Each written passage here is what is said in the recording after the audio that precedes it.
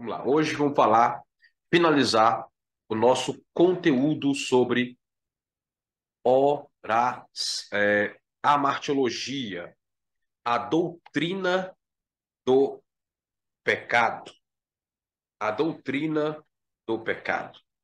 Tá?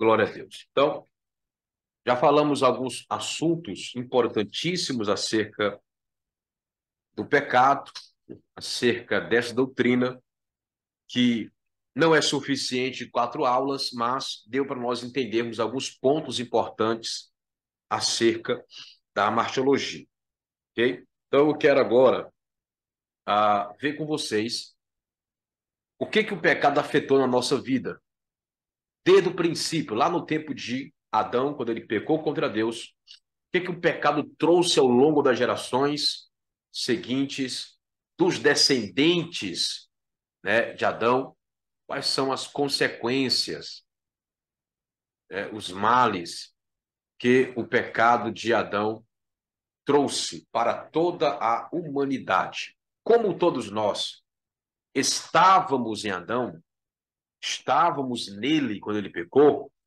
todos nós pecamos juntos com Adão. Então, não podemos falar que nós não temos pecado, porque desde quando nós nascemos, nós já nascemos com a natureza do pecado dentro de nós, a natureza caída, a natureza transgredida, né? Contaminada pelo pecado de Adão. Então, esse é um pecado que não foi somente de Adão, mas um pecado de todos nós. Alguém poderia falar, se fosse eu, teria feito diferente, mas não teríamos feito diferente. Tá? Não teríamos, nós teríamos feito a mesma coisa que ele fez. Tá? Então, a princípio, quando Adão peca, ele entrega para o diabo 3 coisas. Já falamos rapidamente sobre isso e vamos recapitular quais são as 3 coisas que Adão entrega para o diabo no ato do seu pecado. Porque todo pecado tem um preço. Sempre que alguém peca, perde alguma coisa. E Adão perdeu 3 coisas. Transferiu 3 coisas para o diabo.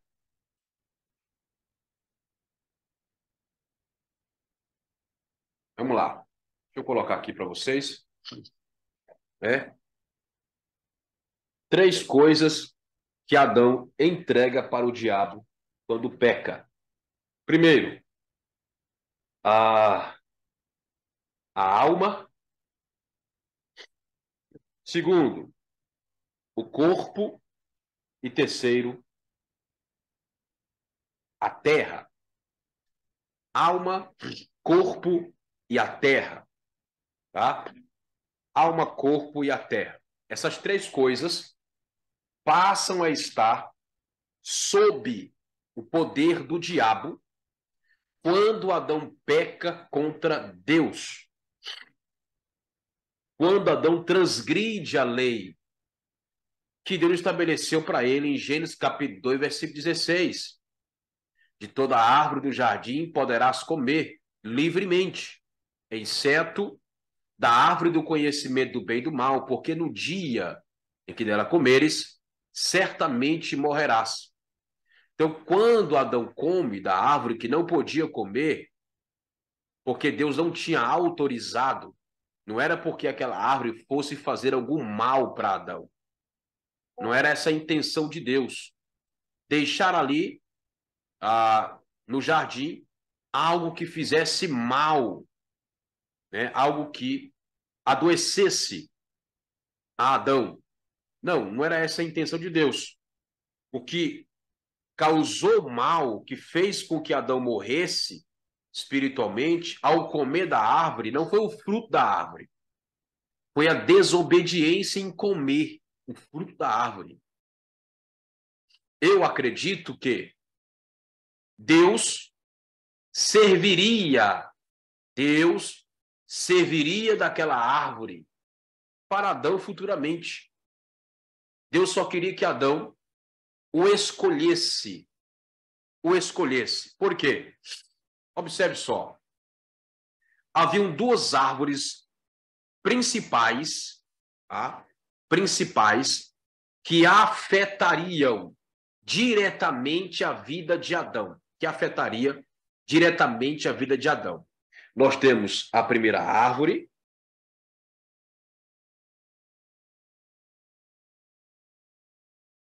e a segunda árvore. A primeira árvore eu chamo de, como diz a Bíblia, árvore da vida. Árvore da vida. Tá? Essa é a primeira árvore. A segunda árvore é justamente a árvore do conhecimento, do bem e do mal. Estou abreviando aqui para poder ganhar tempo. Árvore do conhecimento, do bem e do mal. Afetaria a vida de Adão profundamente. Por exemplo, a árvore da vida, se Adão come da árvore da vida, o que aconteceria? Ele receberia vida eterna. Ele receberia vida eterna. E era dessa árvore que Deus queria que Adão comesse. Era dessa árvore que Deus queria que Adão degustasse, se alimentasse. Por quê? Porque ao Adão comer dessa árvore, irmãos, ele estaria escolhendo Deus sobre a sua vida. Ele estaria escolhendo que Deus governasse sobre ele. Ele declararia, comendo dessa árvore da vida, declararia que Deus seria eternamente o seu provedor, o seu Senhor, e ele seria eternamente filho, servo, dependente de Deus. Mas isso só seria feito se Adão comesse dessa árvore. E Adão nunca comeu da árvore da vida. Nunca comeu. Ele comeu da agradável à vista, ele comeu da boa para se comer, comeu de muitas árvores, mas da árvore que Deus de fato queria que Adão comesse, ele não comeu. E da árvore que Deus queria que Adão não comesse, Adão comeu. Então, se Adão come, irmãos, dessa árvore, a árvore da vida, ele estaria escolhendo Deus, tá? Deus como seu Senhor, como governo sobre ele. Mas Adão não escolhe Deus. E se Adão come dessa árvore sem a autorização de Deus, porque esse era o problema de Adão, comer daquilo que não estava autorizado comer, comer daquilo que não lhe era permitido comer. Foi só porque ele transgrediu uma proibição de Deus que levou ele à morte espiritual. Entenda, não foi o fruto, tá? Não foi o fruto da árvore. Não foi. Foi a desobediência que fez Adão pecar contra Deus. Que fez Adão morrer imediatamente espiritualmente. A desobediência. Então, essa árvore traria para Adão, o quê? Conhecimento do bem e do mal. Só que Adão não teria estrutura, escute bem, não teria estrutura para suportar o conhecimento do bem e do mal que essa árvore tinha sem a árvore da vida.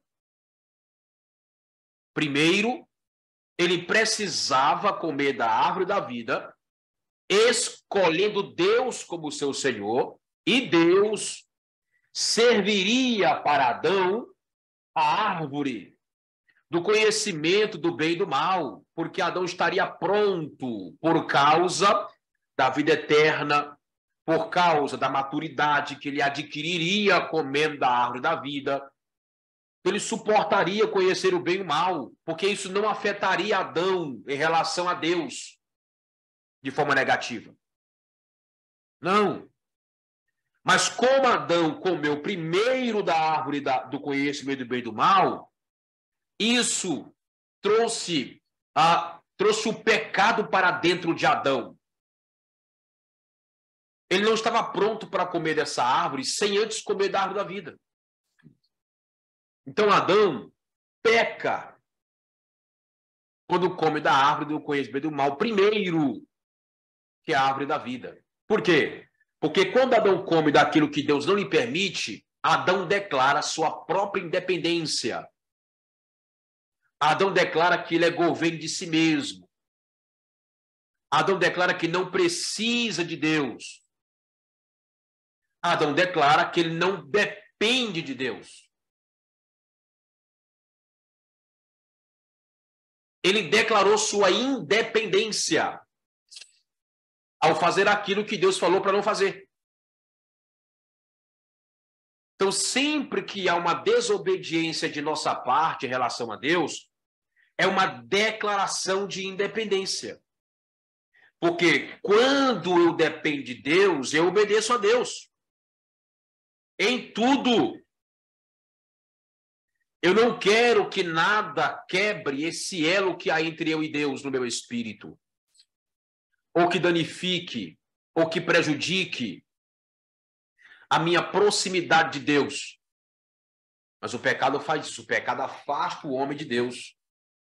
O pecado distancia o homem de Deus e não distancia Deus do homem. Entenda só. Pecado não distancia Deus do homem. O pecado distancia o homem de Deus. Sempre guarde isso no seu coração. Em nenhum momento é dito, revelado, ou de forma direta ou indireta, que Deus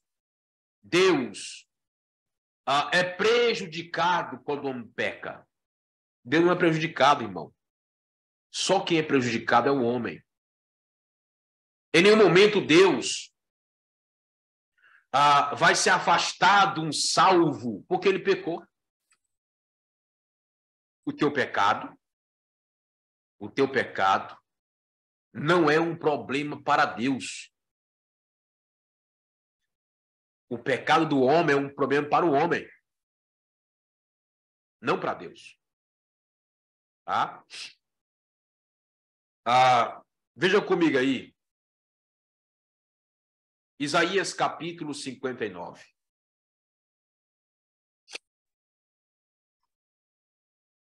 Isaías 59. Deixa eu encontrar aqui. Isaías. Glória a Deus. 59. Versículo 1 e 2. Tá?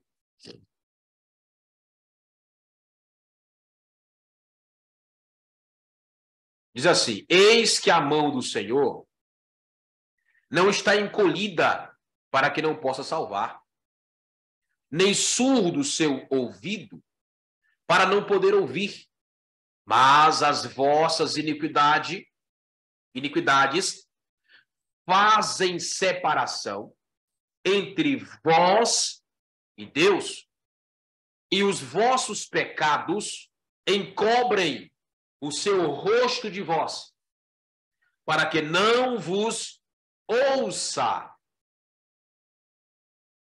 Então veja só, o pecado, as iniquidades separam-nos, separa você de Deus e não Deus de você. Os pecados encobrem o rosto de Deus para você. Se o pecado está na tua frente, você não consegue ver Deus.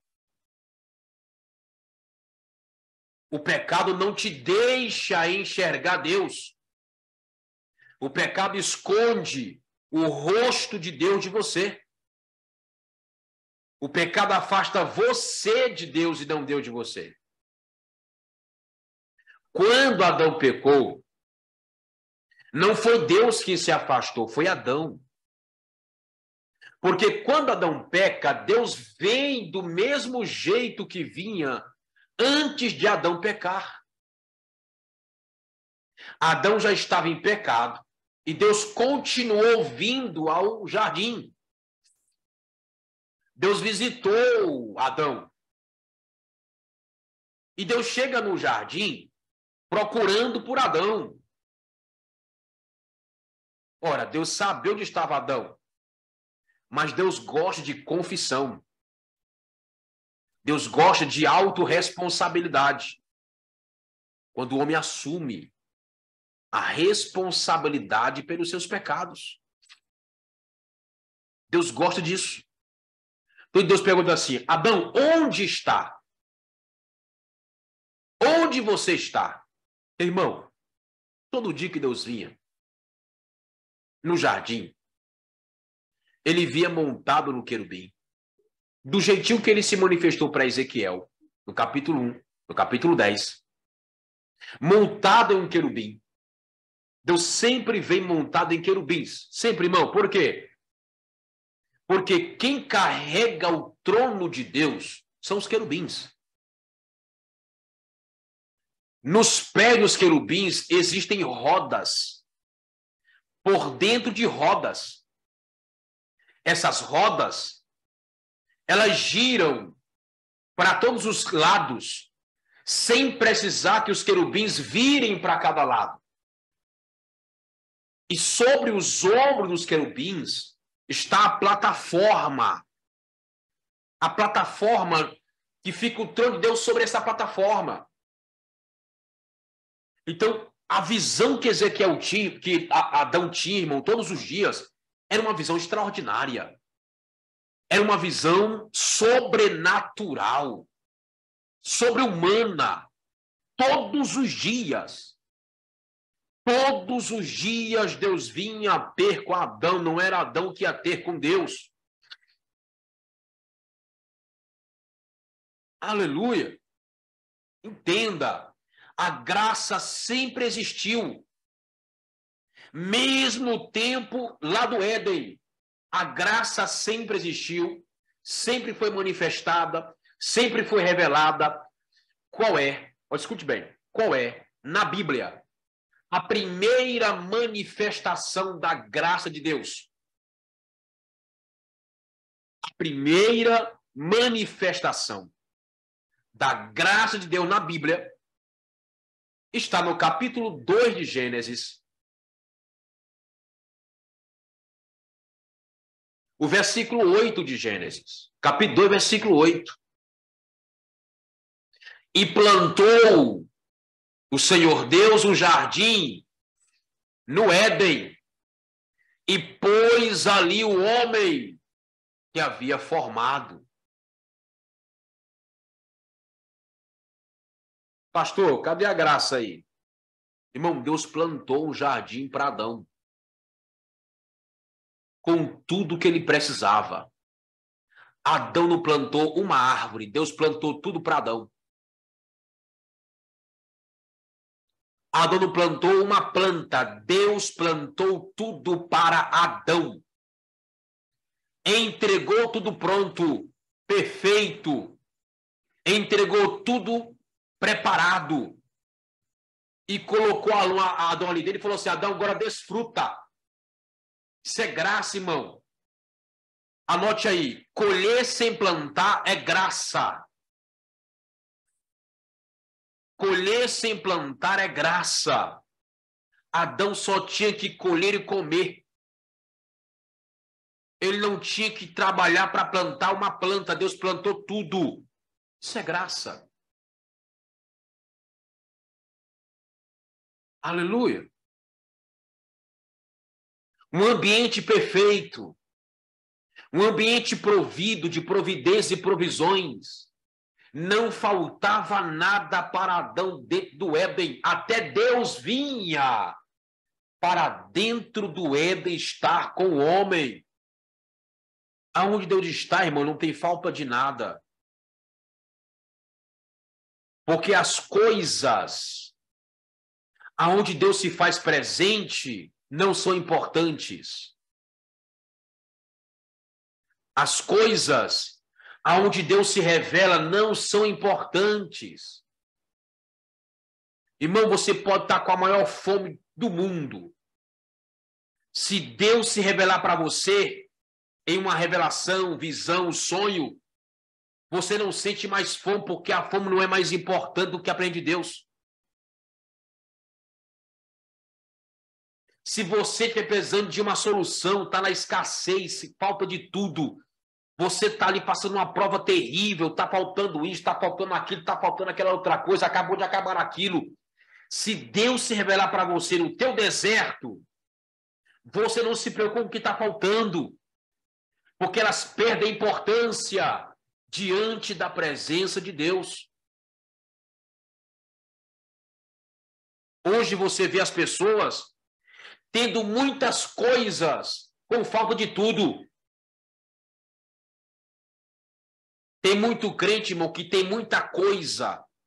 É alguém muito próximo, vamos dizer assim, em muitas áreas. Mas ele tem falta de tudo. Por quê? Porque ele tem as coisas, mas não tem a presença de Deus. E quem não tem a presença pode ser bilionário, não tem nada.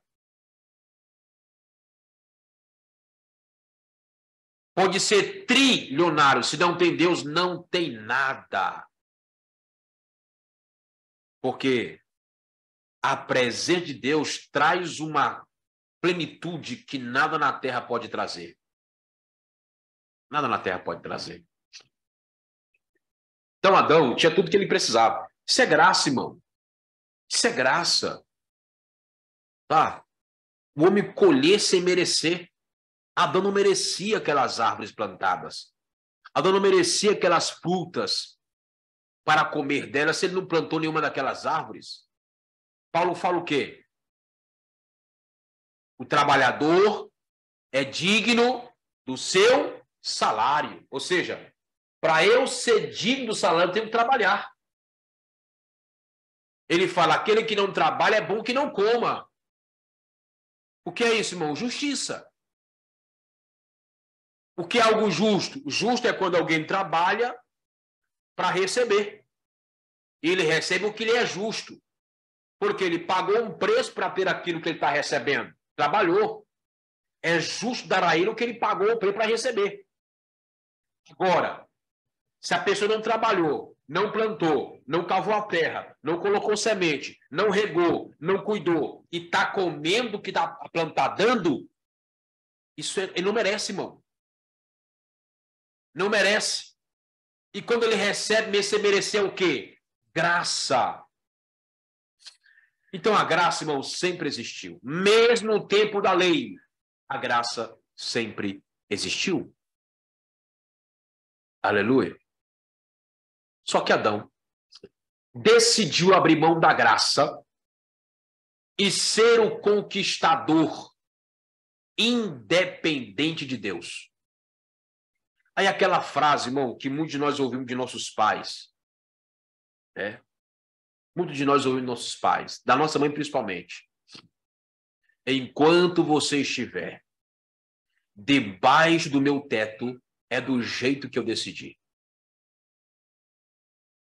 Enquanto você estiver comendo daquilo que eu lhe dou para comer, comendo da minha mesa, da minha comida, é do jeito que eu decidi. Quem manda sou eu. Agora, quer ser independente? Quer ter tuas próprias escolhas? Quer ter tuas próprias regras? Pois sai. Conquista tua vida, constrói tua casa, vai morar nela. Aí você pode fazer o que você quiser na sua casa, porque a casa é sua. Mas aqui, a casa é minha. Aleluia. Quando Adão declarou independência de Deus, Deus fez o quê? Adão, agora você vai lutar pelas suas conquistas. Agora você vai ter que trabalhar, cavar a terra, plantar. Agora você vai ter que colher daquilo que você plantar. Quer se depender, meu filho? Pô, agora te vira. O jardim não é lugar para pessoas independentes. O jardim é lugar para quem depende de mim, para quem quer ser provido por mim. E Deus mostrou a porta de saída para Adão. Aleluia. Muita gente pensa, irmão, que o jardim era como se fosse uma prisão. Tá? Pensa que era como se fosse uma prisão. Mas não era. Por quê? Porque o jardim tinha uma saída. Prisão não tem saída. Prisão não tem porta a pessoa sair. Então, no jardim tinha uma porta que cada um podia sair por ela. Não era na prisão, era uma casa. Ele podia sair quando ele quisesse. Agora, Deus não pode admitir na sua casa provisão para quem não quer seguir as regras, praticar as suas leis. É por isso que ele fala em Deuteronômio capítulo 28, versículo 1 e o versículo 2. Se atentamente ouvirdes a minha voz, guardardes os meus mandamentos, praticar as leis que hoje eu te ordeno, ele fala o quê? Tu serás abençoado, a bênção virá sobre ti, ela te alcançará. No campo tu será próspero, na cidade tu será próspero, não faltará na tua macieira, não faltará no teu rebanho, não faltará, tu vai ser próspero ao entrar, vai ser próspero ao sair. Por quê? Porque você segue as minhas regras. Ao versículo 15 fala assim: mas se vós decidides não ouvir a minha voz, nem praticar meus mandamentos, nem obedecer às minhas leis, todas essas maldições virão sobre ti e te alcançarão. Tu não serás próspero no campo nem na cidade, a tua macieira não vai produzir. Ou seja, maldição para quem não quer obedecer. É simples, irmão. Sempre que é uma bênção, há também um contrato da bênção. Aonde a bênção é porque ali do lado tem maldição. Aonde tem maldição é porque do lado tem bênção. Uns estão do lado da maldição por causa da desobediência e outros estão debaixo da bênção por causa da obediência. Aleluia. Depois que saiu do jardim, tudo agora é condicional, irmão. Tudo agora é condicional. Aleluia. Então tem uma coisa que é incondicional. Que é independente do que você fizer ou deixar de fazer. Que é a salvação. A salvação é dada por Cristo, não pelo que você faz. Tá? Mas as demais coisas, promessas que Deus te faz, depende de como você se porta. Bem, que Deus prometeu depende de como você se posiciona. Então, o pecado fez com que Adão declarar sua independência ao comer da árvore do conhecimento do bem e do mal. Ele comeu dessa árvore aqui. Ele perdeu a provisão de Deus para se autoprover. Muita gente pensa que Deus é provedor dos homens. Tá? A gente pensa isso. Deus nunca falou que ia prover o homem. Deus nunca falou que ia prover o homem. Há um nome de Deus chamado o Senhor proverá. Mas esse texto é lido errado. Deus nunca falou que ia prover você nem prover a mim. Isso aí é um entendimento que nós temos de pregações que nós ouvimos. Essas pregações mudaram a nossa mentalidade. Quando você lê o texto, você lê do jeito que você ouviu. Mas no capítulo 22 de Gênesis, não fala que Deus é teu provedor. Não fala isso em nenhum momento. Tá? Vamos lá. O que diz no texto? Qual foi a declaração de Abraão para Isaac? E qual é o verdadeiro nome de Deus em relação à provisão? Capítulo 22 do livro de Bereshit, livro de Gênesis. Aleluia. Glória a Deus.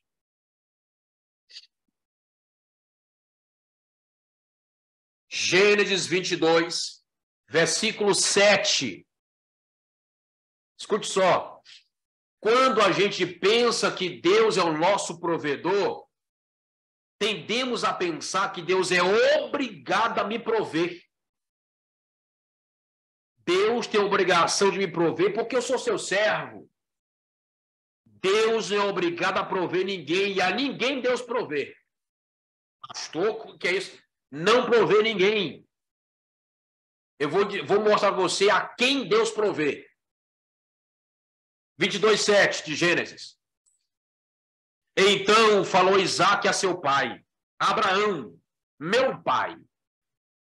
E respondeu Abraão, aqui estou, meu filho. Perguntou-lhe Isaque, eis aqui o fogo e a lenha, mas onde está o cordeiro para o holocausto? Abraão responde, e respondeu Abraão, versículo 8, Deus proverá para si, não é para Abraão, nem para Isaque, nem para o homem. Deus proverá para ele mesmo um cordeiro, um holocausto. Deus proverá para si o cordeiro para o holocausto, meu filho. E os dois seguiam caminhando juntos. Irmão, onde no texto está dizendo que Deus provê para os homens? Deus não proveu para Abraão um cordeiro, Deus proveu para ele mesmo.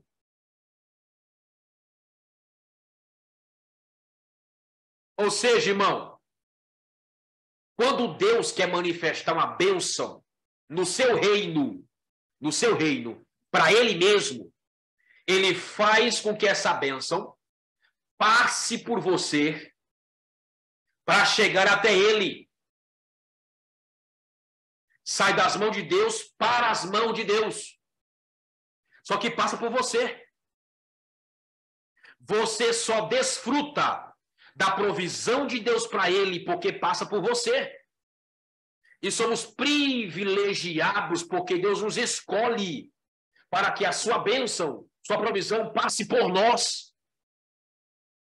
Aleluia.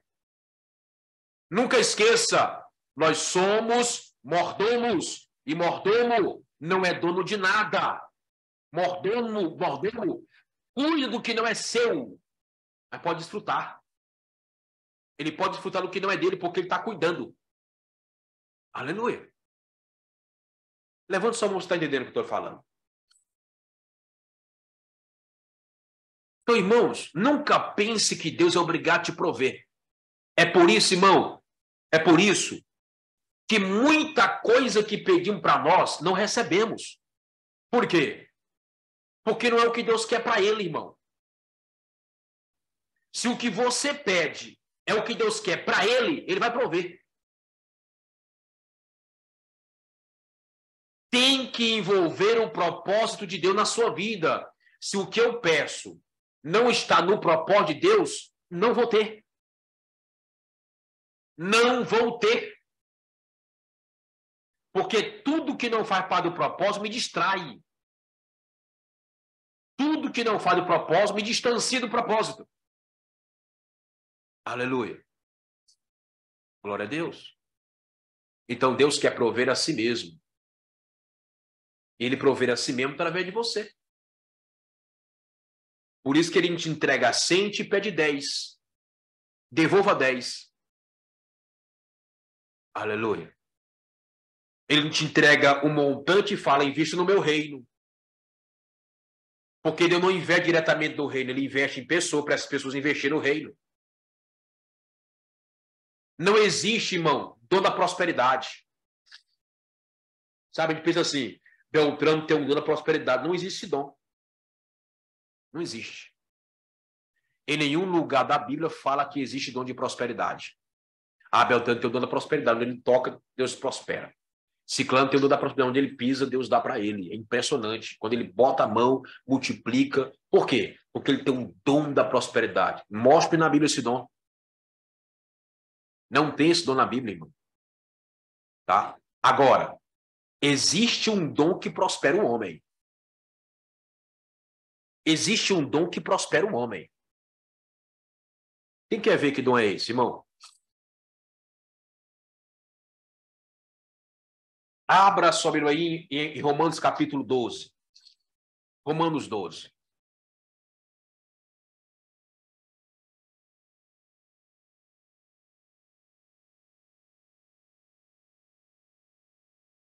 Aleluia. Não existe dom da prosperidade, mas existe um dom que nos leva à prosperidade. E quando nós aplicamos esse dom, quando nós exercemos esse dom, nós prosperamos. Para quê? Para prosperar o reino.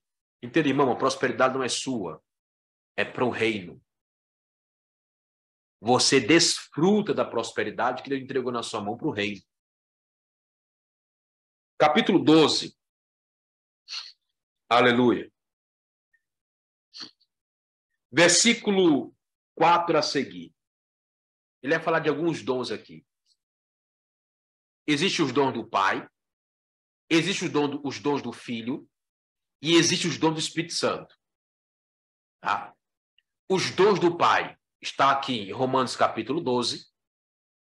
Os dons do Filho está em Efésios capítulo 4, versículo 11. E os dons do Espírito Santo está em 1 Coríntios capítulo 12. Mas os dons têm três fontes. Uns vêm do Pai, outros vêm do Filho, outros vêm do Espírito Santo. Então, veja só, capítulo 12, versículo 4. Pois assim como em um só corpo temos muitos membros, e nem todos os membros têm a mesma função, assim nós que somos muitos, somos um só corpo em Cristo, e individualmente membros uns dos outros. E tendo diferentes dons, segundo a graça que nos foi dada, ele vai falar dos dons que foi dado. Se profecia, profetizamos segundo a proporção da fé. Se serviço, sejamos fiéis no serviço. O que ensina, seja fiel no ensino. O que exorta, que é aquele que anima os outros, faça-o com exortação. O que contribui, com simplicidade. Esse aqui é o dom de prosperidade. O dom que prospera é o dom da contribuição. Quanto mais a pessoa contribui, mais Deus dá para ela. Quanto mais a pessoa entrega no altar, mais o altar prospera ela. Porque, irmão, tudo que você coloca no altar traz um retorno, no mínimo, 7 vezes mais. 100 vezes mais. Aleluia. Glória a Deus. O dom que prospera é o dom da contribuição. Pastor, e quem tem muito e não contribui? Como explicar isso? O muito que ele tem lhe servirá como juiz de condenação. Tem gente que Deus enriquece só para condená-lo. Vou repetir. Tem gente que Deus prospera e enriquece só para condená-lo. Só para trazer juízo sobre ele. Por quê? Toda prosperidade sem honra a Deus, irmão, ela se torna em juízo contra nós. A tua riqueza, a tua prosperidade tem que ter honra. Tem que ter honra, irmão, como um elemento de proteção sobre essa prosperidade. Então, Deus proveu ele mesmo, entregando para Adão um jardim plantado, irmão. Aleluia. Por quê? A ideia de Deus era que Adão comesse da árvore da vida, só que Adão não quis a provisão principal de Deus, que era a vida eterna. Ele rejeitou isso. E aí, quando ele rejeita essa provisão, né, ele entrega sua própria alma. Por isso que, quando o ímpio morre, a alma vai para o Hades. Porque ele é o lugar dela. A alma do ímpio. Morreu sem Cristo, sem aliança? Hades. Lá no Hades tem um lugar chamado lugar de tormentos. Lugar de tormentos. Quando o homem continua no pecado, o que acontece com o corpo? Doenças. Doenças. Morte. Morte. Primeiro a morte espiritual, depois a morte gradativa no corpo. É a morte gradativa, processo. Vai morrendo aos poucos. Antes era para se viver no mínimo 1000 anos, ou mais que isso. Hoje só se vive no máximo 80 anos. O que passa disto é fadiga e canseira, doenças e enfermidades. Salmo 90 fala sobre isso. Mas Matusalém foi quase 1000 anos que ele viveu. Que essa ideia de Deus, irmão. Essa era a ideia de Deus. Só que quando o homem pega contra Deus, ele entrega o seu corpo ao poder do diabo. O diabo agora pode colocar enfermidades e doenças no corpo do homem.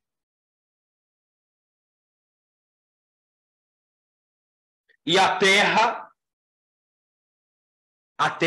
também foi entregue ao diabo, aonde ele estabeleceu fortalezas. Fortalezas. O diabo estabeleceu fortalezas. Aonde você encontra, irmão, uma boca de fumo, ali tem uma fortaleza do diabo. Aonde você encontra a mulher vendendo o seu corpo, lá tem fortaleza do diabo. Aonde você encontra o lugar onde se reúne para poder beber, até esquentar a cabeça, ficar embriagado, lá encontra-se um lugar de fortalezas do diabo. Aonde você vê pessoas sendo assassinadas, ali está uma fortaleza do diabo. Aonde há acontecimento de tráfico de droga ou uso de drogas, ali está estabelecido uma fortaleza do diabo. Aonde se aplica e se pratica corrupção, ali está uma fortaleza do diabo. Por quê? A terra foi entregue ao diabo. E é por isso, irmão, que os espinhos e os abrolhos apareceram depois do pecado. Antes do pecado não tinha espinhos na terra, não tinha abrolhos na terra. Nada era amargo na terra, irmão. Onde os abrolhos são as ervas amargas, venenosas. Os espinhos que dificultam o caminhar, que dificulta a conquista, posse, que dificulta a herança. Espinhos e abrolhos são marcas. Escute bem, são marcas do governo do diabo. Quando Adão peca, os espinhos nascem declarando que o diabo agora governa sobre a terra. Agora ele pode arrastar a alma do não salvo para o lugar do tormento. Ele pode agora jogar a enfermidade no corpo do homem. Ele pode agora estabelecer fortalezas sobre a terra. Você observa. Prende um traficante e aparece 10. Morre um traficante, aparece 30. É terrível, irmão. As fortalezas se mantêm. Você sabia, irmão? Você sabia que a Bíblia diz, olha só, eu vou lhe dizer muito sério.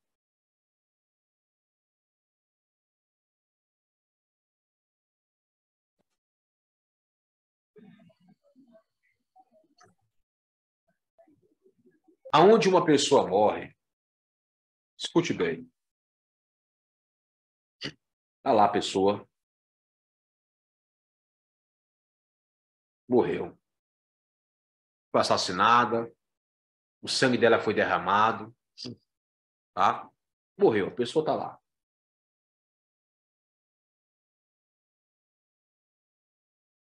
Ok?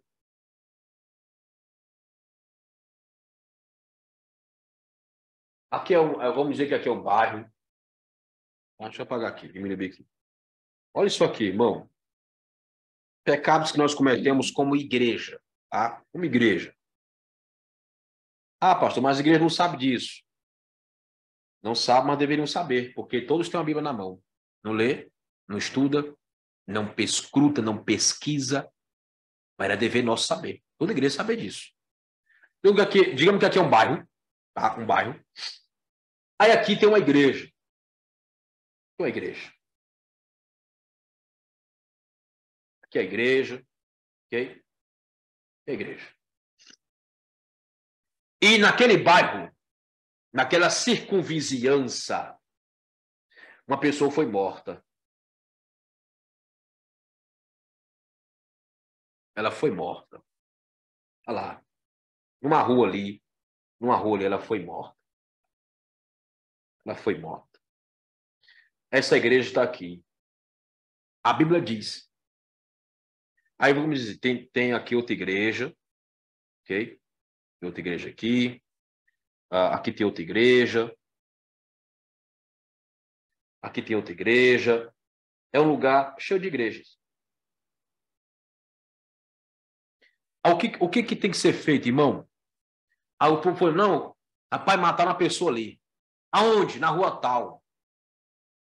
É na rua tal. A Bíblia fala que essa igreja aqui faz um mapeamento, faz uma busca de território, faz uma medida para saber qual é a igreja mais próxima de onde aconteceu a morte, o assassinato. Qual é a igreja mais próxima de lá? Ah, é a igreja Ciclana. Aqui essa igreja é mais próxima, ó. Ela é mais próxima do local. Aconteceu nas proximidades daquela igreja lá. Pois bem, é dever desses crentes aqui, todos os crentes ali, sair para fora da igreja, marcar um dia para fazer um culto aonde essa pessoa morreu. Fazer um culto aonde essa pessoa morreu. Por quê, pastor? Porque se não fizer, a igreja toda carrega o sangue de quem morreu. A igreja toda é culpada. Mas não matou, mas é culpada espiritualmente por aquele que foi morto ali. Está na Bíblia, irmão.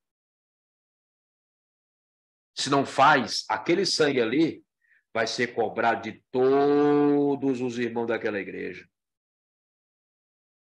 Todos vão ser cobrados pelo sangue que foi derramado. Segundo, fazer um culto para fechar o portal que foi aberto.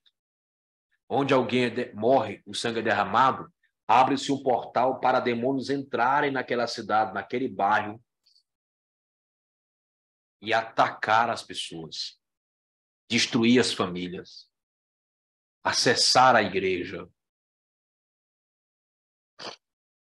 E quando não fazemos isso, pecamos. Olha só, irmão, olha que coisa. Ah, veja que coisa séria. Quem sabia disso, irmão? Você sabia disso?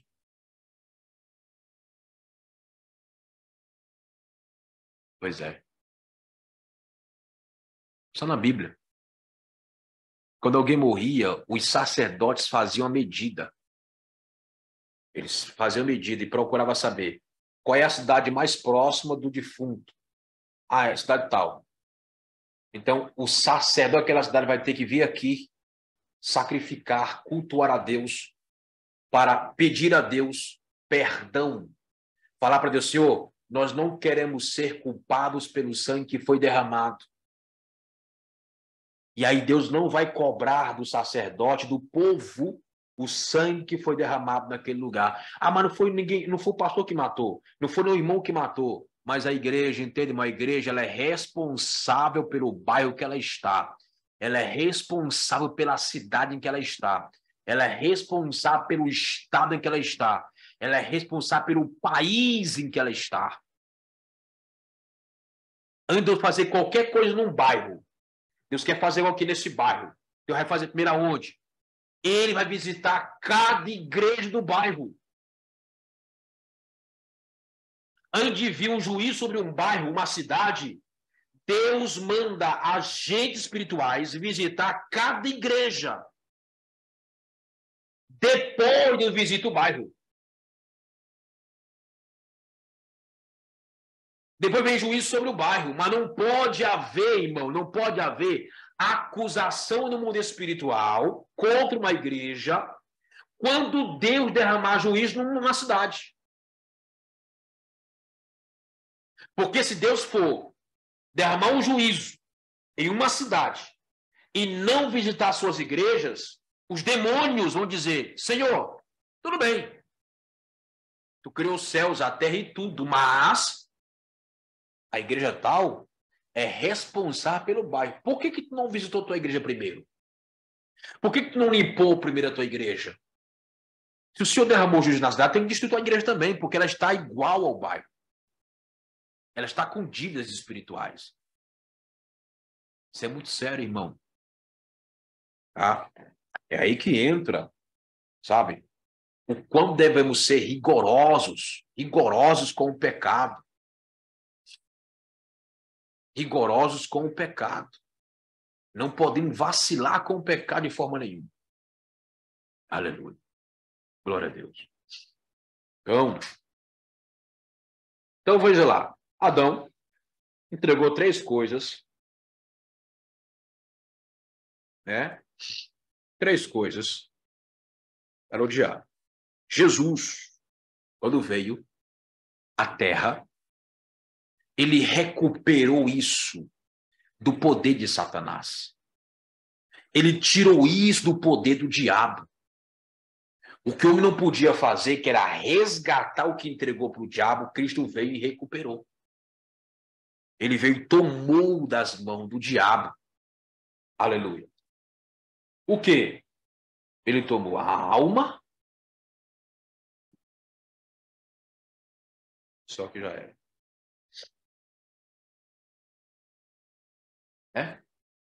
Ele pegou de volta a alma do homem, o corpo do homem e a terra.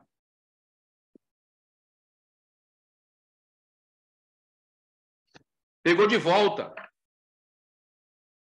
Aleluia. Glória a Deus. Você pode dar glória a Deus por isso, irmão? O teu corpo não é mais do diabo, não. A tua alma não pertence ao diabo. E a terra que você pisa, a casa que você mora, os terrenos que você tem, aonde você vai, também não pertence ao diabo. Pertence ao teu Senhor. Pertence ao nosso Cristo. Glória a Deus. Por isso, aonde houver um demônio e você chegar, o demônio tem que sair. Tem que sair, não pode ficar lá. Por quê? Porque você é um agente que representa o dono daquele lugar, que é Cristo. Trabalha numa empresa, lá ninguém pode morrer, irmão. Por quê? Você está na empresa. Ah, mas eu sou só funcionário. Mas você tem mais autoridade do que o dono, se não for cristão, ele. Então, nenhum colega teu pode morrer. Nenhum colega teu pode ser morto ali dentro. Nenhum colega teu pode estar com depressão do teu lado e nada acontecer com ele. Porque é um território que você está ali para governar também. Expressar o governo de Cristo. Na cruz ele pegou de volta. Louvado seja o nome de Jesus. Aleluia. Então, quando na cruz, anda a cruz, ali no sofrimento a Jesus, né? na chicotear, depois que fizeram tudo aquilo ali, o que fazem com ele? entregam para Jesus uma coroa de espinhos. Uma coroa de espinhos. Amém? Uma coroa de espinhos. Então, nós sabemos que quando um rei naquela época perdia uma batalha, o rei vencedor tirava a coroa da cabeça do rei perdedor e colocava sobre a própria cabeça, dizendo assim, agora eu mando, agora eu sou o dono, agora eu sou o rei desse lugar. Então, quando pega uma coroa de espinho e coloca na cabeça de Jesus, estão falando o quê, irmão? Que o diabo perdeu o governo para Jesus. Ele está tomando a coroa do diabo, que é uma coroa de espinhos, porque os espinhos são marca do governo do diabo. Está tomando o diabo a coroa de espinhos, o governo diz assim, agora eu é que mando. Agora eu é quem decido. A morte não mata mais quem ela quer. Aleluia. O diabo não faz mais o que ele quer. Não. Tem que haver permissão. Louvado seja o nome de Jesus. Ele toma do diabo o governo. A tua alma agora passa a ser propriedade de Cristo Jesus. Quando você crê, tua alma pertence a Cristo. O teu corpo se torna em templo do Espírito Santo.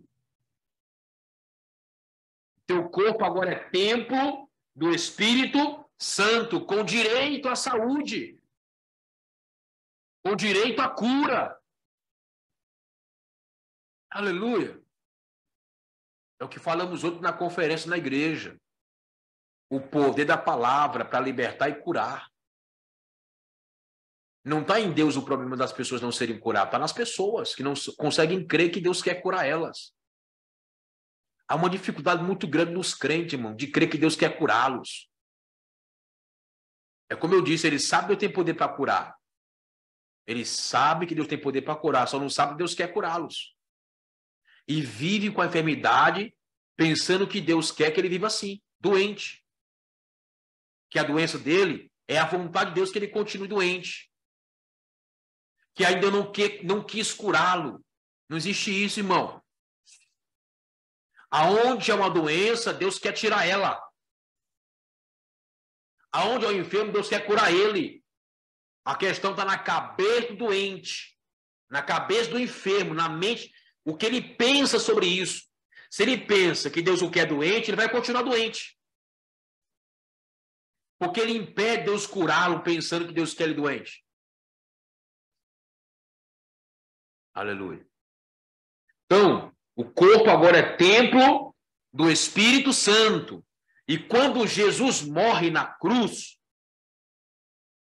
ele destrói as fortalezas do diabo. Vamos ver. Abra aí Mateus capítulo 27.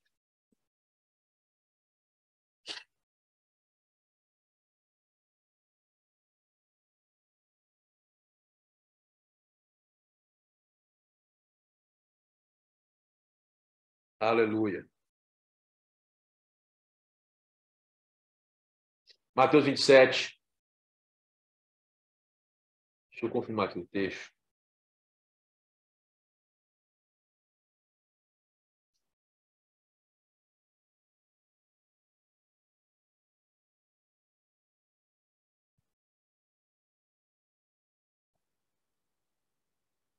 Versículo.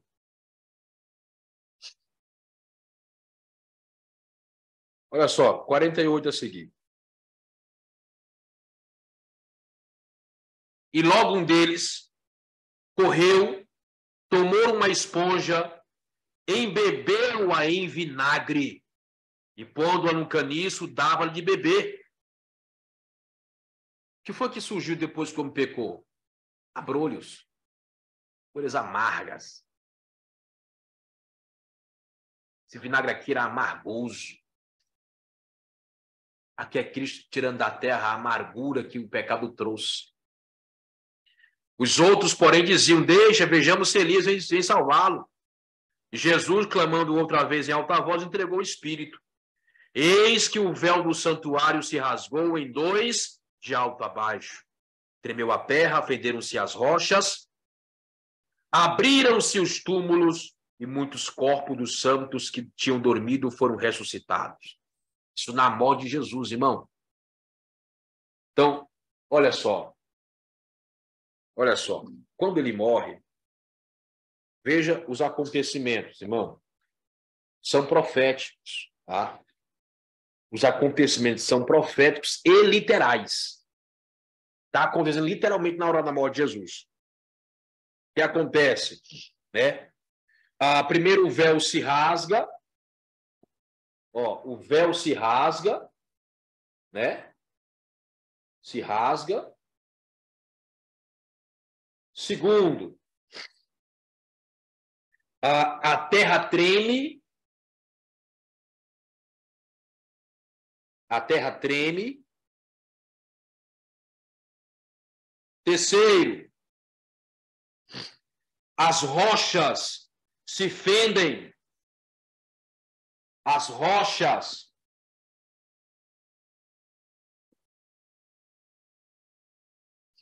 se fendem. Quarto, os túmulos se abrem.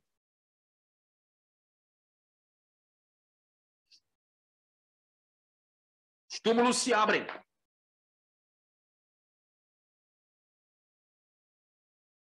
Vou marcar aqui. Tá?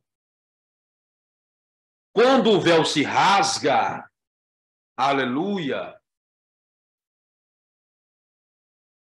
Quando o véu se rasga, não é o povo que agora tem acesso para entrar. Não é isso que está acontecendo. É que Deus agora pode sair de trás do véu e se revelar para o povo. É que Deus agora pode sair do Santíssimo e vir até o povo que está no átrio e levar o povo para dentro do Santíssimo de Deus. Deus agora pode vir até o homem e levá-lo para a sua presença, que é o Santíssimo de Deus.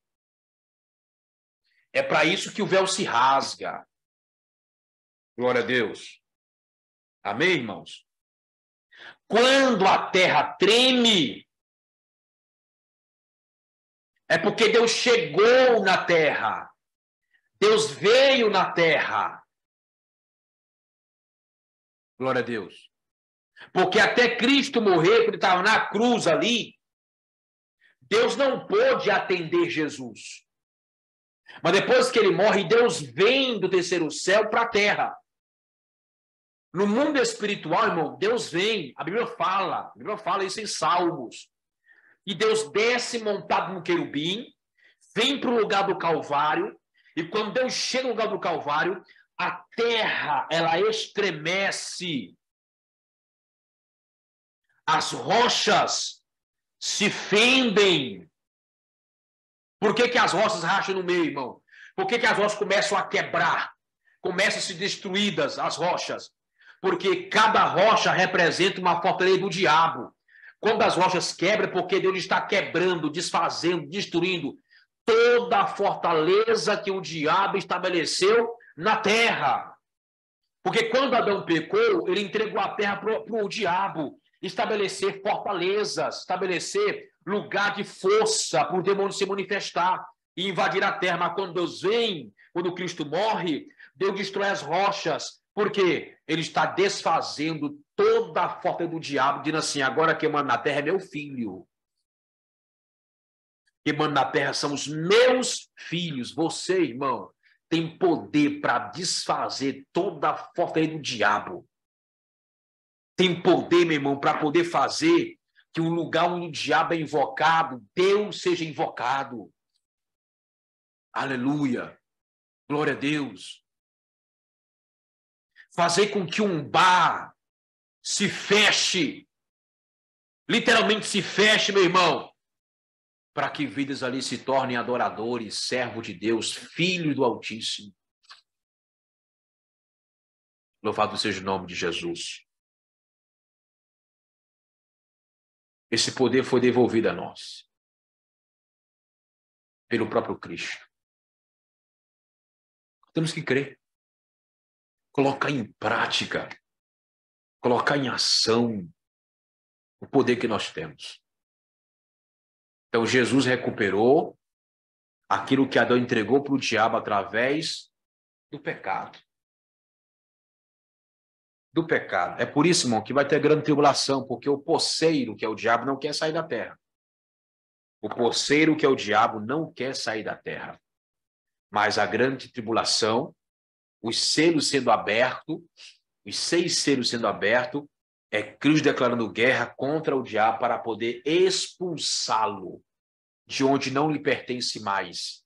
Porque lá no deserto, quando Cristo estava jejuando 40 dias e 40 noites, ele ofereceu para Jesus: te dou todos os reinos da terra, se prostrado me adorares.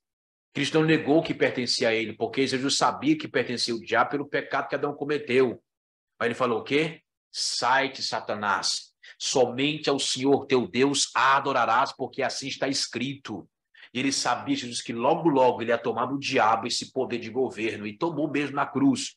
Porque na cruz, a chave da morte e do inferno foram tomados por Jesus. O que é chave? Chave é poder. Então, o que quer dizer ali? Que ele tomou o poder de matar da morte e o poder do inferno prender as almas que vão para lá. Agora, o inferno não pode mais engolir quem ele quer, a morte não pode matar mais quem ela quer, a não ser que Deus permita, porque o poder está na mão de Jesus. Aleluia. Então, irmão, quando o diabo quer matar alguém na tua família, você pode falar o quê? Ei, Satanás, não é assim não.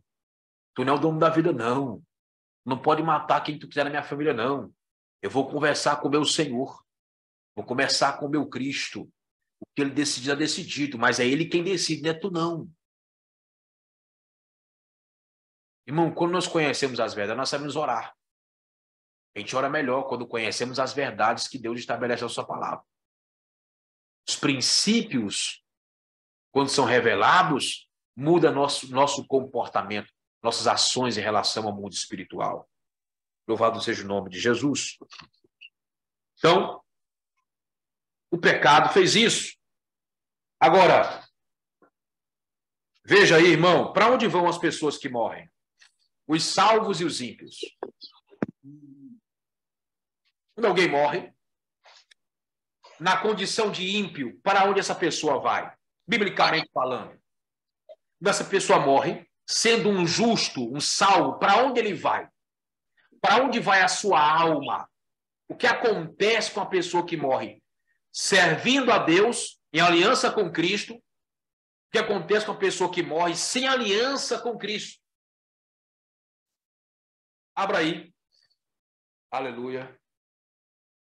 Eu vou te mostrar primeiro o que acontecia antes. Tá? O que acontecia antes de Jesus morrer na cruz e ressuscitar. E o que acontece depois que ele morreu e ressuscitou. Lucas,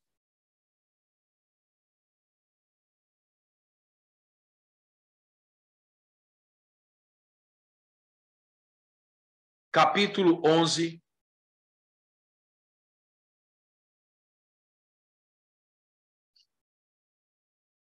Glória a Deus.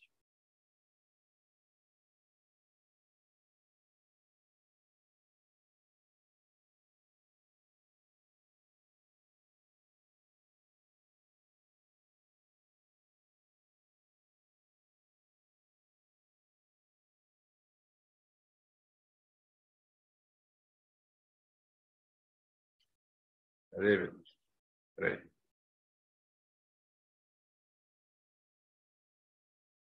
É o 16, irmão. Capítulo 16.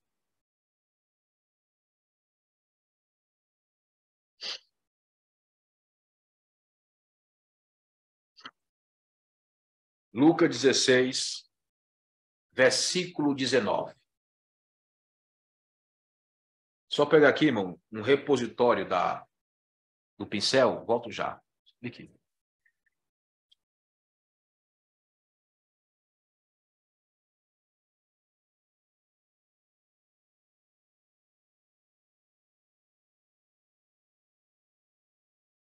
Glória a Deus.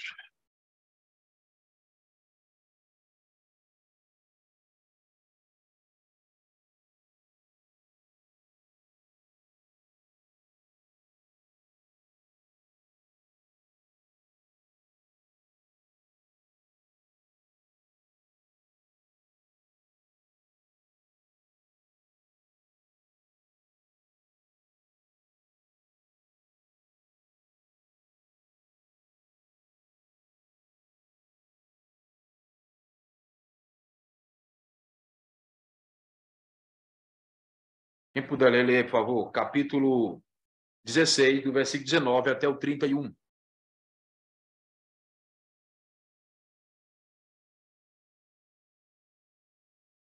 Só enquanto eu reponho aqui. Lucas 16, do 19 ao 31.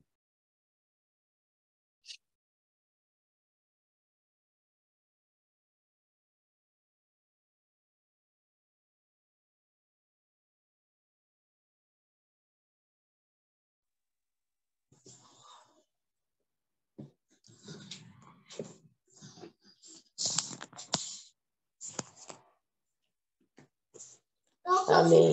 Pode ler, pastor. Pode ler, por favor. A parábola do rico e Lázaro. Assim está escrito na minha. Pode ler.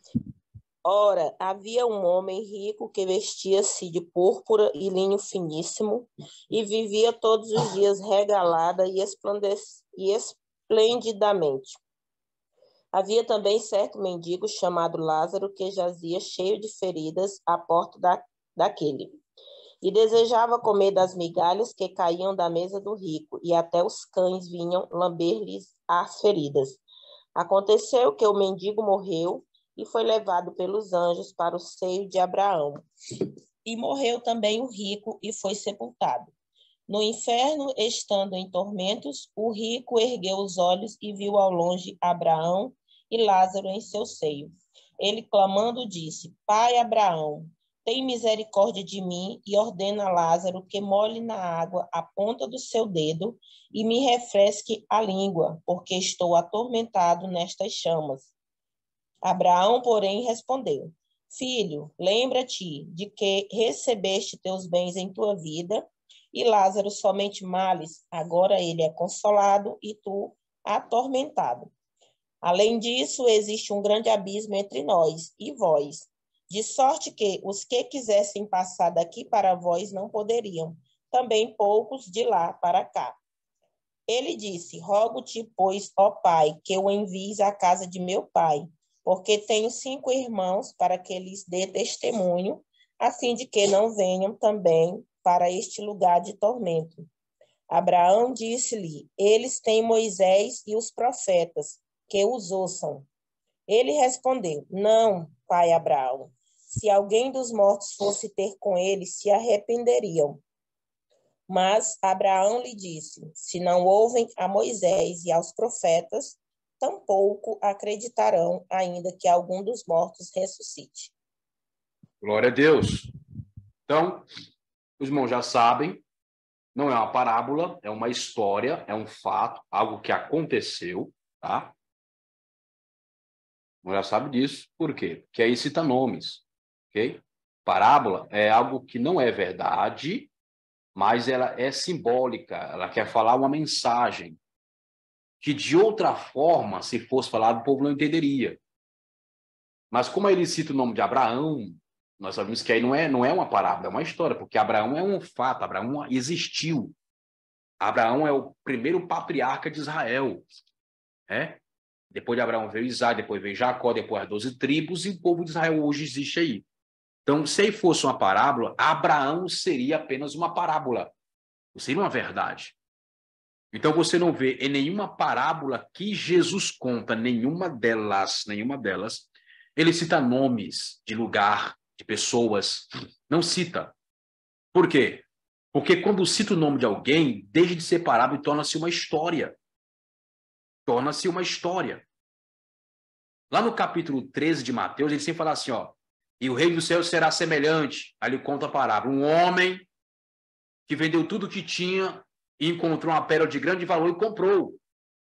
É semelhante também a um homem, né? A um homem que, encontrando um tesouro, vendeu tudo o que tinha e comprou o campo onde estava o tesouro. Não cita nomes. É também semelhante a mulher que juntou e fez 3 medidas de farinha, colocou fermento e fez bolos. Não cita nomes, porque são parábolas. Mas aí tem nome. Então é uma história. Tá? Então é uma realidade, é o que acontece. É o que acontece. Então ele fala aí, irmão, de um lugar espiritual. Esse lugar fica numa dimensão espiritual. Esse lugar que ele fala aí é chamado de Hades, tá? Hades no grego, isso aqui é grego, e Seol no hebraico, ok? Isso aqui é hebraico. Hades e Seol é a mesma coisa, só muda a pronúncia por causa da língua que é diferente. No grego, Seol é chamado de Hades. No hebraico, Hades é chamado de Seol ou Sheol. Enfim, então, ele está falando disso aí, tá? Glória a Deus. Aí ele fala do rico, de Lázaro, que era um mendigo, que estava pobre desse homem. Você conhece a história, vamos isso me ajudar a adiantar. Aí os dois morrem, irmão. Primeiro morre Lázaro, vai para o seio de Abraão, tá? Levado pelos anjos de Deus. Depois morre o rico, porque não é porque ele continua vivendo, porque a única forma, o único meio que Deus queria salvá-lo era Lázaro. Lázaro morreu, não é porque o rico continua vivendo, porque não tem mais jeito para ele. Ele morre também. Veja que morrem juntos, ali no mesmo tempo, no mesmo momento. Aleluia. Porque um perdeu a oportunidade que ele tinha de ser salvo, o rico. E achando ele ser salvo era Lázaro. Lázaro significa socorro. Lázaro era o socorro de Deus para o rico. Só que o rico pensou que Lázaro estava pedindo socorro para ele. Não. Deus colocou Lázaro como socorro do rico. É o rico que não entendeu a mensagem de Deus. E perdeu, então, a sua oportunidade de ser salvo. Tá? Então, aí ele fala que Lázaro para o seio de Abraão e o rico para o lugar de tormentos. E é possível quem está no lugar de tormentos ver e comunicar-se com quem está no seio de Abraão. Isso faz-nos saber que estão no mesmo lugar, na mesma dimensão, no mesmo lugar, tá? Então, veja bem, é basicamente assim, aqui é a Terra, tá? Aqui é a Terra, onde vivem os homens, ok? E antes de Cristo morrer, quando a pessoa morrer aqui, né, ela ia direto para o Hades. Direto para o Hades. Todos. Não importava se era salvo, se era condenado, se era ímpio, se era justo, não importava. Todos iam para onde? Para o mesmo lugar. Que lugar é esse? Hades. Todos iam para o Seol. Por isso que você vê Jacó falando que a minha alma desça para o Seol. Você vê Jó falando que a minha alma vá para o Seol. Você vê eles falando isso aí, irmão. Os patriarcas já sabiam disso aí, que quem morria, mesmo sendo justo, ia para o Seol, ia para o Hades. Tá? Ia para o Hades. Então, tem um portão, uma porta, um grande portão, está aqui conectado com a terra, esse portão. Ok? Que é por onde as pessoas entram, lá no Hades. Aí, irmãos, bem aqui, ó,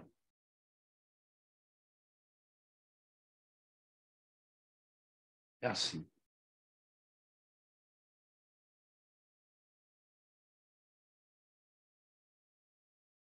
Desse jeito. Ok? Vou tentar fazer para você aqui.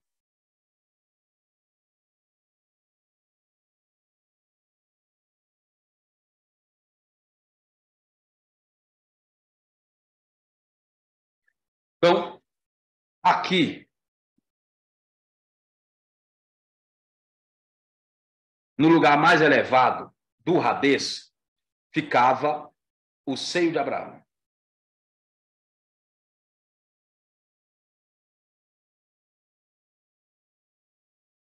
Seio de Abraão.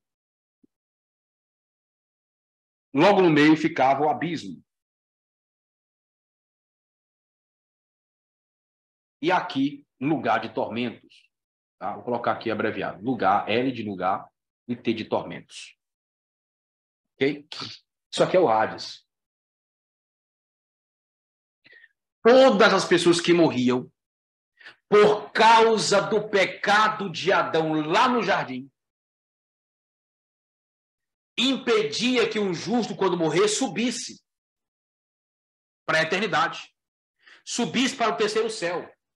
Todos desciam para o céu. Todos. Não havia autorização, não havia caminho aberto para um salvo, para um justo, quando morrer no Antigo Testamento, antes de Cristo morrer, subir em direção ao terceiro céu. Não havia caminho, não havia estrada, não havia acesso para lá. Então eles iam para o Senhor de Abraão, que ficava no Hades. No Hades. Quando um justo morria, Abraão, Isaac, Jacó, Davi, Moisés. Moisés não conseguiu entrar, não entrou. Né? Tirando Moisés aí. Tirando Enoque, Moisés e Elias. Eles não entraram aqui. Esses três nunca pisaram no Hades. Nunca. Nunca pisaram no céu. Mas os demais, justos que você conhece, Noé, sabe? Os profetas, Isaías, Ezequiel, Jeremias, Joel, Ageu, Zacarias, Malaquias, todos vieram para o Senhor de Abraão aqui no Hades. Todos vieram para cá. Tá? E aí, quando chegava um justo aqui, ele ia para cá. Ia para cá o justo, porque o lugar do justo é de Abraão. Aqui não tem sofrimento, irmão, não tinha sofrimento. Demônio nenhum entrava aqui para atormentar ninguém. Eles eram proibidos de passar para cá. Não podiam passar. Aqui é o lugar dos justos. Dos justos. Agora, os ímpios eram arrastados pelos demônios para o lugar de tormentos. Aqui existem chamas, sabe? O fogo não para, irmãos. E pessoas aqui estão sendo atormentadas até hoje. Todo ímpio que morre vem para cá, para queimar nas chamas. Demônios que vêm torturar essas pessoas, em fazer mal a elas. Aqui é grito, desespero, dor, sofrimento, sabe? É um fogo queimando e a pessoa não morre. E o fogo queimando e a pessoa não morre. Nesse lugar aqui, lugar de tormento, que também fica no Hades. O Hades, ele tem 3 compartimentos. Ele tem 3 lugares dentro do Hades. O lugar que ficava o Senhor de Abraão, o abismo, que é onde estão presos os anjos em cadeias, os anjos que se rebelaram contra Deus lá no tempo de Noé, tá? Lá no dilúvio eles foram presos aqui, no abismo. Anjos caídos, demônios estão aqui presos. Não estão todos aqui. Mas os mais rebeldes, que foram além do que poderia ir, eles estão presos aqui. Tá? Em cadeias. E logo aqui fica o lugar de tormentos. Até hoje, quando o ímpio morre, ele vem para cá. Onde o rico estava. Para ser atormentado pelos demônios. Aleluia. Então, quando Cristo morreu, irmão, na cruz, tá? Ele morre na cruz, Jesus. Ali na cruz. Olha só. Ele morre na cruz. Ele está crucificado nessa cruz. O seu corpo foi crucificado, morreu. Quando ele morre, irmão, primeiro, ele vai em alma no terceiro céu, apresentar seu sangue como oferta de sacrifício por nós, de purificação por nós, tá? Ele volta ao pé da cruz, aí ele desce, irmão, ó, ele vem em Jesus. Ele vem no Hades. Vou já lhe mostrar os textos. Ele vem no Hades, passa direto, não vai no Senhor de Abraão, nem vai no lugar de tormentos. Ele vai diretamente no abismo. Pedro fala que ele foi pregar os espíritos em cadeias. Pregar não é para converter. Ele foi falar aos anjos, glória a Deus. E toda a profecia no tempo de Enoque a respeito dele era verdade. E ele agora tem poder para mandar no céu, na terra e debaixo da terra. Ele vem falar aos anjos que estão em cadeias que ele era muito mais do que o capitão dos exércitos de Deus, ele era o filho de Deus. E que ele morreu para resgatar o homem condenar os demônios, vencer o pecado, aleluia, e para tomar o poder da mão de Satanás. Então, ele prega aqui, na sexta-feira ele está pregando aqui, irmão, ó. Sexta-feira ele está aqui pregando para os demônios. Aleluia. Depois ele sai do abismo e vai aonde? No lugar de tormentos. Para quê? Para falar aos ímpios que estão aqui, aguardando a condenação eterna, que tudo que estava escrito nos profetas e na lei era verdade sobre ele. Tudo que o profeta falou que viria o Messias era verdade, ele era o Messias. Irmão, a Bíblia diz que quando ele chega aqui no lugar de tormentos, os demônios se escondem, as chamas param de queimar. Para quê? Para quem está aqui possa ouvir e entender a mensagem de Jesus. Ele não vem pregar para converter, ele vem pregar para mostrar que tudo que foi profetado sobre ele, falado sobre ele, era verdade. Que toda a lei falou a verdade sobre ele, para os ímpios que estão condenados. Quando ele chega ali, há por alguns momentos paz, não há dor. Aí ele vai ter que sair dali. Para quê? Para poder passar o sábado no seio de Abraão. O sábado ele passou o Shabat no seio de Abraão, com os justos. Aleluia. Glória a Deus. Amém, irmão? Aí ele veio falar o quê? Para os justos. Ei, eu sou o Messias, em quem vocês creram, ao ouvirem as profecias, em quem vocês creram, ao lerem a lei, a Torá, o Pentateuco. Eu sou o Messias. E vim dizer para vocês o seguinte: valeu a pena ter crido em mim, porque eu morri. E eu vim buscar vocês daqui para o terceiro céu. Não ficarão mais aqui. Eu vou levar vocês como meus para o terceiro céu. Aleluia. Glória a Deus. Ele passa o Shabat aqui para no domingo ressuscitar. No domingo ressuscitar. E quando ele ressuscita, irmão, ele pega todo o seu de Abraão, e leva para o terceiro céu. Aleluia. Então esse lugar agora, irmão, esse lugar agora está vazio. Esse lugar agora está vazio. Não tem mais ninguém aqui. Está vazio. Por quê? Ele levou todo mundo para o terceiro céu. Agora, aí ele fala assim, ó, todo poder é me dado no céu e na terra, e as portas do inferno não prevalecerão contra a minha igreja. Significa um bocado de coisa isso aí. Mas a principal mensagem dessa frase, desse texto, é o quê? Nenhum justo mais, quando morre, vai por Hades. Não vai mais. Quando morrer um salvo, um crente, um justo, ele vai direto para o terceiro céu. Nenhum justo vai passar mais pelos portões do inferno. Vai entrar pelas portas do céu. Aleluia. Vai entrar pelo portão do jardim celestial. O meu jardim. O jardim do meu Deus. O jardim original. Nenhum salvo mais pisa no Hades. Porque eu levei para o terceiro céu, o paraíso. Está lá. E Paulo disse que viu o paraíso lá. Louvado seja o nome de Jesus. Agora é diferente, irmão. É isso que significa o texto. Veja o que ele fez por nós quando morreu e ressuscitou. Aleluia. Hoje, quando morre um justo, quando morre o ímpio, não. O ímpio vai para o lugar de tormentos ainda no Hades. Mas o justo é diferente. Porque em Hebreus fala que o Senhor Jesus inaugurou um vivo e novo caminho. Aleluia. Então, aqui na terra, vamos já encerrar agora, tá? Aqui na terra,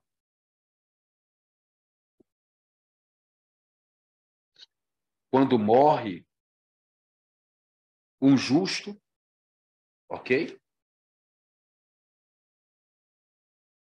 Ele sobe, através do primeiro céu, lógico, acompanhado por 2 anjos. Ele sobe, através do primeiro céu, chega aqui nas regiões celestiais, que é o segundo céu, tá? O salvo. Aí aqui, diante dele, se colocam, irmãos, demônios. Muitos demônios. Fazem uma barreira para o justo passar. Só que eles olham para esse justo e vê 2 coisas, 2 marcas. Primeiro, a marca do sangue de Jesus. Segundo, o selo de propriedade de Deus, que é quem? O Espírito Santo. Quando ele vê essas 2 coisas, o que eles fazem? Sai do meio, não pertence a nós. Sai, tem que passar. Pertence a Deus, sai do meio. Ele tem dono, ele tem proprietário. O proprietário dele é o Todo-Poderoso. Sai do meio. Se você não quiser ser destruído, sai do meio. Abre corredor para o crente subir, irmão, direto.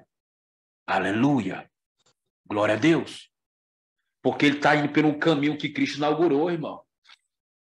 É um caminho vivo. Louvado seja o nome de Jesus. Ele vai trilhar esse caminho. Oh, glória. Você crê nisso, irmão? Porque eu creio. Louvado seja o nome de Jesus. Aleluia. Quando eu vejo isso, eu fico maravilhado. Como Cristo cuidou de cada detalhe. Aí ele chega aonde, irmão? Ele chega aqui no portão que tem. O portão do jardim celestial. Ezequiel 29, Ezequiel 30, Ezequiel 31 fala sobre isso. Quando ele chega nesse portão, tem 2 querubins. 2 querubins. Aleluia. Os mesmos querubins que o Senhor colocou lá no jardim para o homem não entrar e tocar na árvore da vida e se tornar um eterno pecador. Ele foi levado para esse jardim original. Tá? Estou aqui na porta. Aí, onde o justo está subindo, o justo, acompanhado por 2 anjos, eles já sabem. Está vendo aí o mais novo morador da eternidade. Deixa passar. Porque é propriedade do eterno. Quando o justo começa a entrar aqui, os querubins começam a adorar, fazer festa. Chegou mais um morador aí. Está subindo aí o mais novo residente. De onde? Da Nova Jerusalém. Ora, mandachura, macala, marabachai. Glória a Deus. Aí o justo entra, irmão, e vai para a Nova Jerusalém, a cidade quadrada de 12 portas. Aleluia. E vai para a dimensão chamada dimensão do Será. A dimensão do Será. Por quê? Porque nessa dimensão só fica os que estão em alma, sem corpo. Estão em alma sem corpo, aguardando a ressurreição do corpo que está aqui na terra. Para quando ressuscitar, no arrebatamento, ir para a dimensão do que é onde Deus está agora, operando e ativo com os seus anjos. Louvado seja o nome de Jesus. Aleluia. Amém, irmãos? Alguém pergunta assim, muitos perguntam assim, pastor, e quando uma mãe que é crente vê um filho que não é crente, como é que ela se sente lá na eternidade, sabendo que o filho dela não vai para lá? Irmão, não existe emoção humana mais lá. Por quê? Porque quando uma pessoa morre, um salvo morre, que ele vai trilhando o caminho que Cristo inaugurou, esse caminho, quando ele vai caminhando por ele vai sendo curado de toda emoção humana. Aleluia. Os que falam assim, ó, e pelas suas pisaduras, ou seja, pelo caminho que ele criou, nós fomos sarados. Ou seja, não existe mais emoção humana. Você não verá mais aquele que foi teu marido como teu marido, verá como teu irmão em Cristo. Aquele que foi casado não verá sua esposa como sua esposa, verá como sua irmã em Cristo. Por quê? Essa emoção ela foi curada quando ele passou pelo caminho que o Senhor inaugurou. Louvado seja o nome de Jesus. Amém? Glória a Deus. Quando um salvo vê o filho dele lá, que foi filho na terra, ele diz assim, foi meu filho, agora é meu irmão em Cristo. Eu cumpri o propósito de ser pai dele e o propósito de ser meu filho, mas foi só a missão que cumprimos, agora somos irmãos. Ela foi minha esposa, cumpri o papel de ser esposa, eu cumpri minha missão de ser marido dela. Agora somos irmãos, não tem mais essa emoção, esse desejo humano que temos aqui, porque foi curado nesse caminho. Aleluia. É por isso que João, quando vai no terceiro céu, ele chora, irmão. Por que ele chora, irmão? Porque João não tirou esse caminho.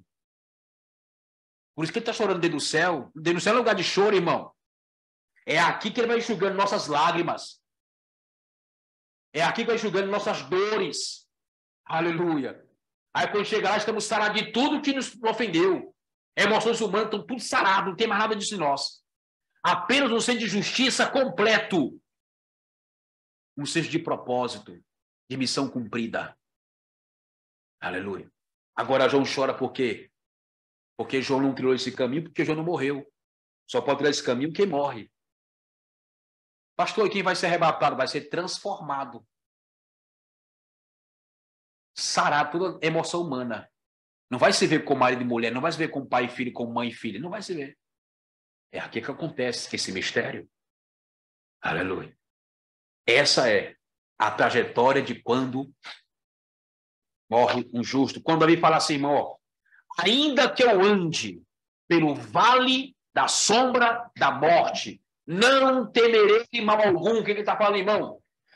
Quando eu morrer, eu vou trilhar esse vale, não vou temer mal algum. Por quê? Porque tu, Senhor, estás comigo na pessoa dos anjos, me levando para estar contigo eternamente. Não há condenação contra mim. Aleluia. A ira do Senhor, o que é a ira do Senhor? É o segundo céu. É onde todo mundo é peneirado. Se tiver marca do sangue e penhor do Espírito Santo, pode passar. Não tem, tem que descer lá para o Hades. Você está marcado pelo sangue e pelo selo de Deus, que é o Espírito Santo. O teu lugar é na Nova Jerusalém. Quem pode dizer glória a Deus? Liga o teu microfone aí, dá uma glória a Deus. Glória a Deus.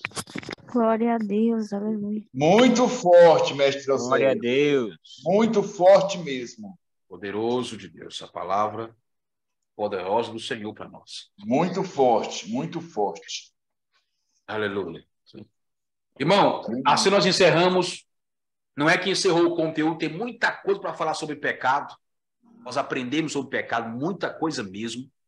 Mas, para nós continuarmos com outras matérias, nós temos que encerrar, por enquanto, né, este tema sobre o pecado. E aí, iremos começar nossas próximas matérias para a glória de Deus, em nome de Jesus. Eu estava pensando em fazer apenas sobre o Espírito Santo, como fiz a pesquisa lá no grupo, para escolher ou teontologia, que fala sobre o Pai, ou cristologia, que fala sobre Jesus, ou pneumatologia, que fala sobre o Espírito Santo. Mas, para ganharmos tempo e conseguir falar outras matérias, vamos falar dos três, né? Os três nesse mês todo. Pai, o Filho e o Espírito Santo. Tá bom? A gente vai procurar ser o mais preciso, mais conciso, mais transparente possível sobre esse assunto. E a gente vai desmistificar. Escute bem. Vamos desmistificar a doutrina da Trindade. Tá? Esse termo Trindade está errado. É um termo católico, apostólico, romano. Não tem na Bíblia. A Bíblia já fala outro termo. Paulo colocou um outro termo bíblico, que é o que nós vamos usar. Então, na próxima, vamos desmistificar esse negócio de Trindade. Eu vou te explicar por que, que esse termo está errado, por que, que ele confunde mais do que a pessoa é explicada. Tá? Então, é um termo não é nem teológico cristão, da Igreja Evangélica Pentecostal. É um termo católico apostólico romano. E aí, os cristãos, como sempre, os evangélicos, aderem tudo sem pesquisar, e aí incorrem muitas dúvidas. Tá? Liga a tua câmera. Vamos tirar nossa foto aqui de fogo, irmão. Deixa Deus te ver, irmão. Te esconde, não. Ele te acha. Aleluia. Liga a tua câmera. Vamos tirar nossa foto. Abençoada agora. Deixa eu ligar aqui meu vídeo. Glória a Deus. Vamos lá. 1, 2, 3 e já. Glória a Deus. Vou tirar aqui a minha e... Cadê? Tirar com a palavra de Deus.